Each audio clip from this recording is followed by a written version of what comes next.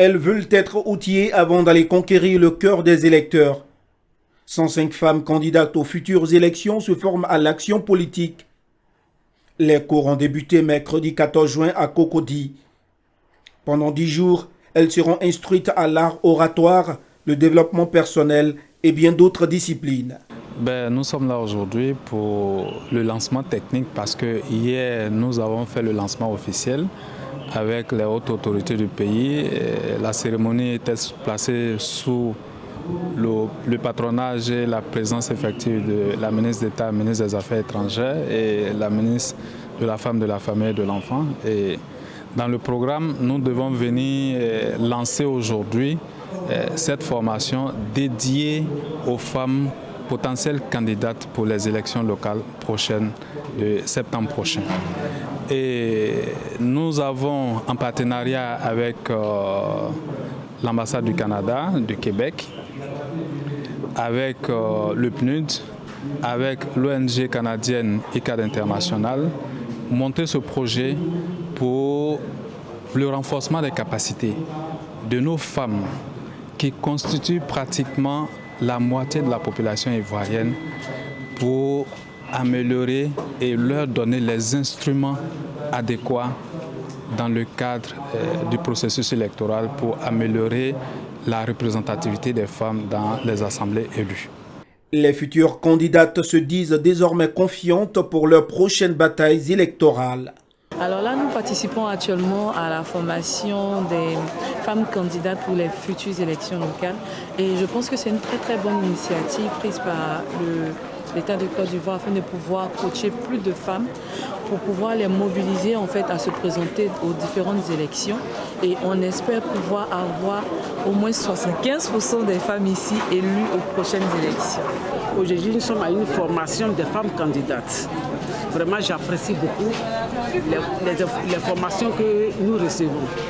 Aujourd'hui, par exemple, nous avons appris les stratégies, comment convaincre, comment séduire nos militants et comment amener ceux-mêmes qui sont extrémistes à notre personne de venir vers nous. Donc c'est un ensemble de tout que nous avons appris aujourd'hui.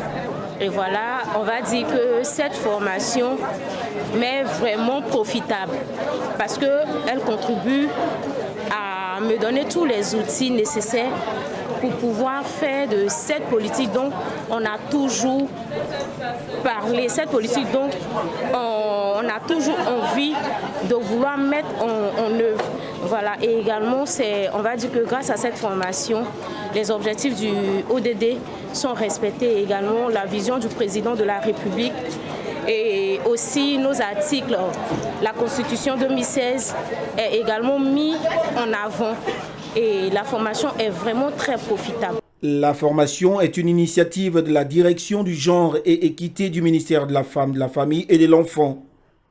Florence Tano, directeur du genre et équité, se félicite du programme qui mérite selon elle d'être perpétué. Nous avons le plaisir depuis le lundi 12 où nous avons fait le lancement de notre programme de formation sur le leadership féminin et la gouvernance politique à l'endroit des femmes.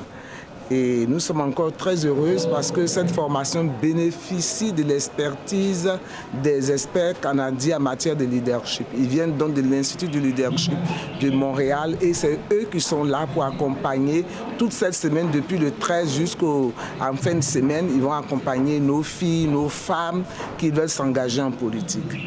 Et donc après cela, les semaines qui vont suivre, nous aurons maintenant les experts français ou du moins des experts ivoiriens et un autre cabinet ivoirien pour continuer les formations. À partir de 2024, elle va être une formation permanente. Chaque année, pendant une période de 2 semaines, on aura un programme de formation spécialement dédié aux femmes. Une cérémonie spéciale a été organisée vendredi 16 juin en l'honneur de la délégation canadienne qui a apporté son expertise aux femmes engagées en politique. Antoine Devinard se réjouit d'avoir mis son expertise au service de ces femmes. Et on a eu le plaisir pendant la semaine de travailler avec des femmes magnifiques qui ont su acquérir des habiletés exceptionnelles liées justement à leur sens politique, leur capacité d'anticiper les événements, leur pensée stratégique, essayer de deviner de quelle façon elles auraient avantage de façon plus parfois tactique, se permettre d'accomplir leurs rêves, d'accomplir leurs objectifs, de jouer un rôle plus important au niveau de l'appareil législatif de leur pays.